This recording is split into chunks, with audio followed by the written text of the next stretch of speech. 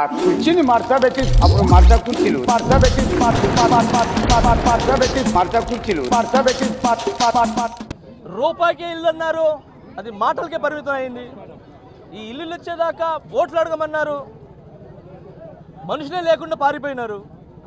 అదేమనంటే హామీలు ఇచ్చాము, మా హామీలు మేము నెరవేర్చుకున్నామన్నారు, ఏమీ ఇవ్వలేదు, పారిపోయినారు. ఈరోజు టిట్కా హౌసెస్ ఇప్పుడు వెళ్ళి చూద్దాం, దాంట్లో ఎలా ఉన్నారు చూద్దరు. కానీ అసాంఘిక కార్యక్రమాలన్నీ జరుగుతున్నాయి. అరే ఒక మనిషికి ఇల్లు అనేది చాలా చాలా కళ. ఆ కళని కళగానే మిగిలిచ్చారు. ఆ ప్రభుత్వం ఇచ్చారని చెప్పి ఇల్లులు ఇస్తే ఆ ప్రభుత్వానికి పేరు పోతుందనా? ఇచ్చిన ఇల్లులు ఇవ్వాలయా బాబు, ఇమీడియట్గా ఇల్లులు ఇవ్వాలి. నేను ఇల్లులు మ్యాటర్ తప్ప ఇంకేం మాట్లాడను. ఎందుకనంటే ఒక రెంట్ కట్టుకోవటం ఎంత బాధో నేను పదే సార్లు చెప్తున్నా. బాధ నాకు తెలుసు, నేను అనుభవించి వచ్చాను. ఒక నెల కడుపు కట్టుకుంటే ఒక నెలలో ఎన్ని కోరికలు చంపుకుంటే రెంట్లు కడతాం అనేది నాకు తెలుసు. సో అలాంటిది శాంక్షన్ చేసిన తర్వాత కూడా ఇల్లులు ఇవ్వకపోవటం అనేది చాలా దరిద్రం. ఇమీడియట్లీగా ఇల్లు శాంక్షన్ చేయాలి. ఈ విషయంలో జగన్మోహన్ రెడ్డి గారు సమాధానం ఇస్తారా? వాళ్ళ నాయకులు ఇస్తారా? ప్రభుత్వం ఇస్తుందా? ఇమీడియట్లీగా స్పందించాల్సిందిగా కోరుకుంటున్నాను. లోపల జరిగే ఒక్కొక్క విషయాల్ని మీకు చెప్తే చాలా బాధేస్తుంది. నేను పైకి వెళ్ళి చూసా, వాటర్ అసలు ఇల్లులు కట్టారు. ఆ ఇచ్చిన వాళ్ళకి పోనీ ఒక 20% ఏదో మమ అనిపించిన ఇల్లులకి నీళ్ళు లేవు. ఆ నీళ్ళు అసలు ఏంటి? నీళ్ళు లేకపోతే ఎలా బతుకుతారు? మనసులోంచి ఆలోచిస్తే ఈ పనులు మీరు చేయరు. ఏది ఆ పక్కన సరే ఈ ఇల్లులు ఇవ్వలేదు, ఇంకో ఇల్లులు ఇస్తా అన్నావు. 9 అంకణాలు అన్నావు. ఎంత 7 ఇచ్చారా? 6 అంకణాలు ఇచ్చారు. పోనీ అయ్యైనా బాగున్నాయా? అవి కూడా లేవు. వాటర్ వచ్చిందనుకో, వర్షాలు గట్టిగా పడితే వాటర్ ఫుల్ మునిగిపోతాయి ఇల్లులు. అలాంటిది ఎలా బతకాలనుకుంటున్నారు ప్రజలు?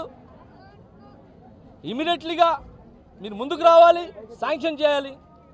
ఏదైనా మాట్లాడితే ఇవ్వమని చెప్పి మా అనిల్ అని ఉంటాడు, వచ్చి ఉగాదికి ఇస్తాను, సంక్రాంతికి ఇస్తాను, బర్త్డే పార్టీలకి ఇస్తానని చెప్పి పత్తా లేకుండా పోయినాడు ఆ వ్యక్తి.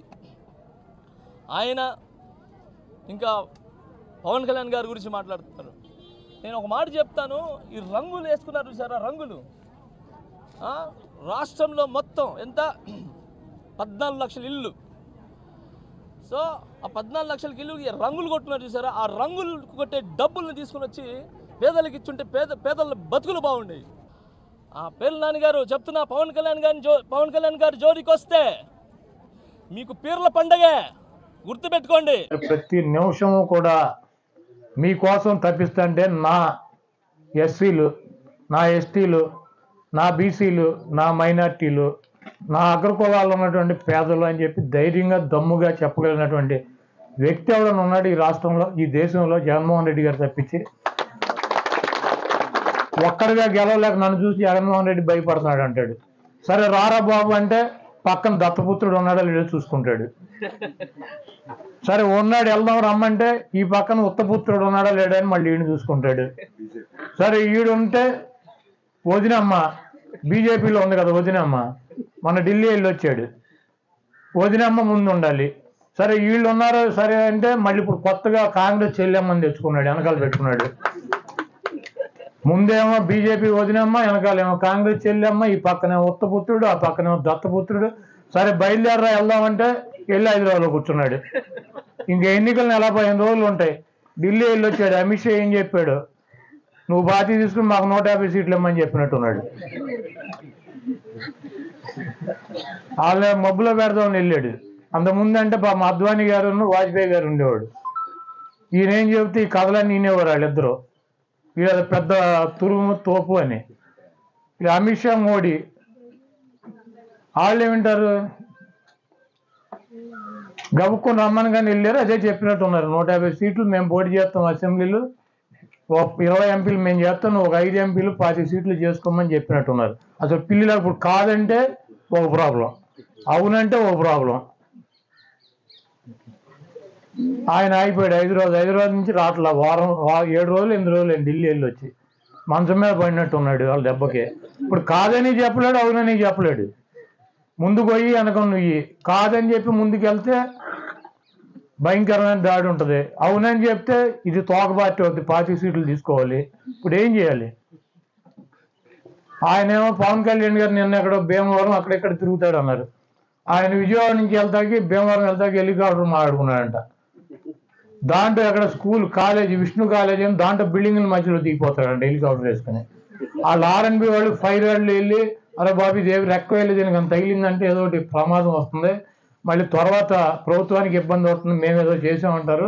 కాబట్టి ఇక్కడ కాదు నువ్వు ఊరు బయట ఎక్కడన్నా దిగి ఊళ్ళోకి రమ్మని చెప్తే కాదు నాకు ఇక్కడే కావాలి లేకపోతే నేను వెళ్ళను ఆయన మంగళగిరిలో కూర్చున్నాడు.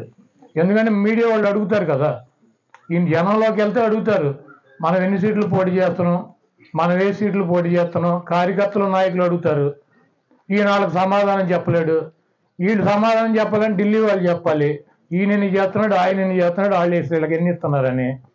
కాబట్టి ఇవన్నీ తప్పించుకోవడానికి నిన్నటి నుంచి చూస్తున్నా. పవన్ కళ్యాణ్ గారు అంటే విమానం హెలికాప్టర్ అక్కడ దిగలేదు. విజయవాడ నుంచి భీమవరం వెళ్తాకి ఎంతసేపు పడుతుందంటే 1.5 కార్లు వెళ్ళిపోవచ్చు. ఆయన మంగళగిరి నుంచి భీమవరం 1.5 కార్లు వెళ్ళిపోవచ్చు. హెలికాప్టర్ ల్యాండ్ అవ్వదికి వెళ్ళడా? రేపు భీమవరంలో పోటీ చేసి పద్దాకి భీమవరం వెళ్ళాలంటే ఈయనకి హెలికాప్టర్ ల్యాండింగ్ అయితేనే భీమవరం వెళ్తాడు ఎమ్మెల్యే గారు. కాబట్టి భీమవరం ప్రజలు కూడా ఆలోచించుకోవాలి. హెలికాప్టర్ లేకపోతే మీ ఎమ్మెల్యే గారు అక్కడికి వచ్చేటువంటి పరిస్థితులు కనీసం ఊరు బయట కూడా దిగడంటే ఊళ్ళోనే బిల్డింగ్ల మీద దిగుతానని చెబుతున్నాడు. కాబట్టి అక్కడ ప్రజలు ఆలోచించుకుంటారు. ఇటువంటి కుట్రలో కుతంత్రాలు బీజేపీ వదినమ్మ, కాంగ్రెస్ చెల్లెమ్మ, ఉత్తపుత్రుడు, దత్తపుత్రుడు, ఒట్టిపోయిన గీతలాగా ఈయన అందరూ కలిసి జగన్మోహన్ రెడ్డి గారి మీద యుద్ధం చేసి ఓడించాలని చెప్పి ప్రయత్నం చేస్తున్నారు. జగన్మోహన్ రెడ్డి గారు ఒకటే చెబుతున్నాడు, పైన ఉన్నటువంటి దేవుడు ఆశీస్సులు, ఇక్కడ ఉన్నటువంటి ప్రజల ఆశీస్సులు, నేను పేద ప్రజలకి మంచి చేశానన్నటువంటి భావిస్తే మీ కుటుంబాలకి మంచి జరుగుతుందని భావిస్తే నాకు ఓటేయండి, లేకపోతే నాకు వేయొద్దని చెప్పి దమ్ముగా ధైర్యంగా ప్రజలను నమ్ముకుని దేవుని నమ్ముకుని వచ్చేటువంటి వ్యక్తి జగన్మోహన్ రెడ్డి గారు. ఇటువంటి కుట్రలు కుతంత్రాలు చెల్లెమ్మ వదినమ్మ దత్తపుత్రుడు ఉత్తపుత్రుడు పనికిరాని వాళ్ళని ఎంతమందిని వేసుకొచ్చినా కూడా ఏమి ఒరిగేది లేదు. కాబట్టి మీరు అందరూ కూడా అప్రమత్తంగా ఉండండి.